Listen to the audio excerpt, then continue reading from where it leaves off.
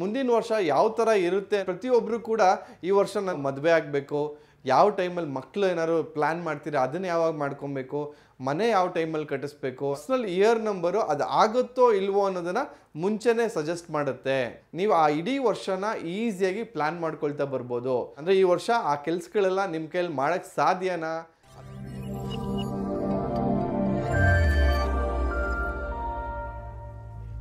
ಅಭಿವೃದ್ಧಿ life style ವೀಕ್ಷಕರಿಗೆ ಸ್ವಾಗತ. ನಿಮ್ಮ ಡಾಕ್ಟರ್ ದೀಪಕ್ ಗುರ್ಜಿ ಮಾಡುವ ಪ್ರಣಾಮಗಳು.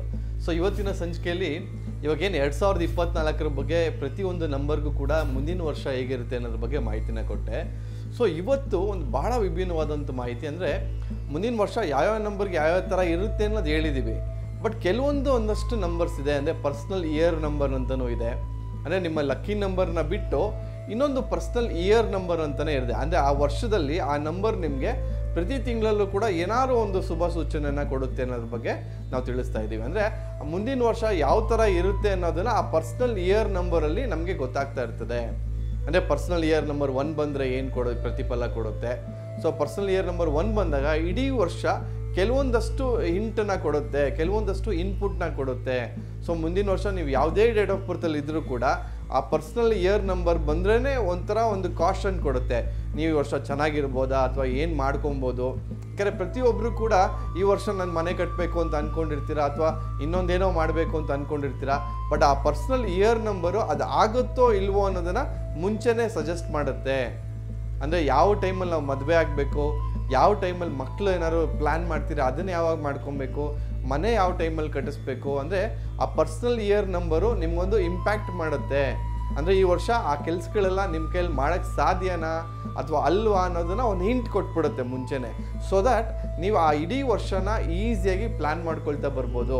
ಒಂದು ಸಿಂಪಲ್ ಕ್ಯಾಲ್ಕುಲೇಷನ್ಸ್ನ ಹೇಳ್ಕೊಡ್ತೀನಿ, ಯಾರು ಕನ್ಫ್ಯೂಷನ್ ಮಾಡ್ಕೊಳಕ್ಕೆ ಹೋಗ್ಬೇಡಿ. ಅರ್ಥ ಆಗಿಲ್ಲ ಅಂದರೆ 1-2 ಸಲ ಈ ವಿಡಿಯೋನ ನೋಡಿ, ಖಂಡಿತವಾಗ್ಲೂ ತುಂಬ ಈಸಿಯಾಗಿ ಅರ್ಥ ಆಗುತ್ತೆ.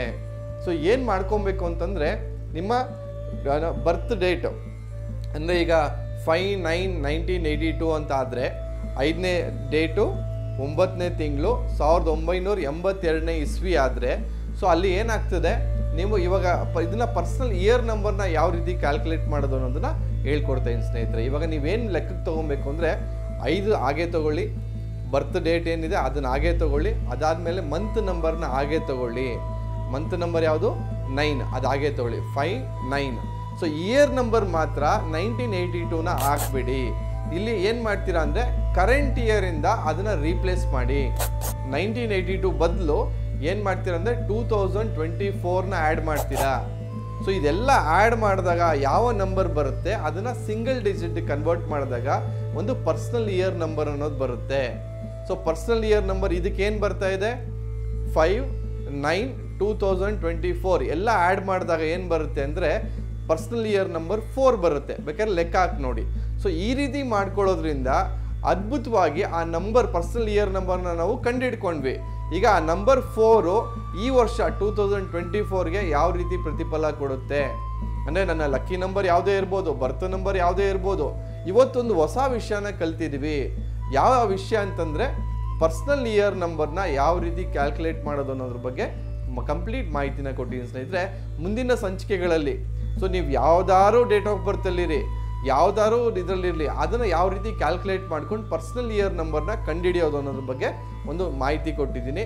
ಸೊ ಮುಂದಿನ ಸಂಚಿಕೆಗಳಲ್ಲಿ ಏನು ಮಾಡ್ತೀವಿ, ನೆಕ್ಸ್ಟು ಪರ್ಸ್ನಲ್ ಮಂತ್ ನಂಬರ್ ಯಾವ ರೀತಿ ಕ್ಯಾಲ್ಕುಲೇಟ್ ಮಾಡೋದು ಅನ್ನೋದು ತಿಳಿಸ್ಕೊಡ್ತೀನಿ. ಅದರ ನೆಕ್ಸ್ಟು ಪರ್ಸ್ನಲ್ ಡೇಟ್ ಯಾವ ರೀತಿ ಕ್ಯಾಲ್ಕುಲೇಟ್ ಮಾಡೋದು ಅನ್ನೋದನ್ನು ತಿಳಿಸ್ಕೊಡ್ತೀನಿ. ಫಸ್ಟ್ ಈ 3 ವಿಷಯಗಳನ್ನ ತಿಳ್ಕೊಳ್ಳಿ. ಆಮೇಲೆ ಒಂದೊಂದಾಗೆ ಪರ್ಸ್ನಲ್ ಇಯರ್ ನಂಬರ್ 1 ಬಂದರೆ ಏನು, 2 ಬಂದರೆ ಏನು, 3 ಬಂದರೆ ಏನು, ಒಂದು ಕಂಪ್ಲೀಟ್ ಎಲ್ಲ ಸಂಚಿಕೆಗಳನ್ನೂ ಕೂಡ ಮಿಸ್ ಮಾಡದೆ ಫಾಲೋ ಮಾಡಿ ಅಂತ ಹೇಳ್ತಾ ಇದ್ದೀನಿ. ಇದೊಂಥರ ಎಕ್ಸ್ಕ್ಲೂಸಿವ್ ಕಂಟೆಂಟ್, ಕೇವಲ ಅಭಿವೃದ್ಧಿ ಲೈಫ್ ಸ್ಟೈಲ್ ಚಾನಲ್ ವೀಕ್ಷಕರಿಗೋಸ್ಕರನೇ ಕೊಡ್ತಾ ಇರೋವಂಥದ್ದು. ಖಂಡಿತವಾಗ್ಲೂ ಯಾರು ಇನ್ನೂ ಸಬ್ಸ್ಕ್ರೈಬ್ ಮಾಡಿಲ್ಲ ಅಂತಂದರೆ ಫಸ್ಟ್ ಸಬ್ಸ್ಕ್ರೈಬ್ ಮಾಡ್ಕೊಳ್ಳಿ ಅಂತ ಹೇಳ್ತಾ ಇವತ್ತಿನ ಸಂಚಿಕೆ ಮುಗಿಸ್ತಾ ಇದ್ದೀನಿ ಸ್ನೇಹಿತರೆ. ವಂದನೆಗಳು.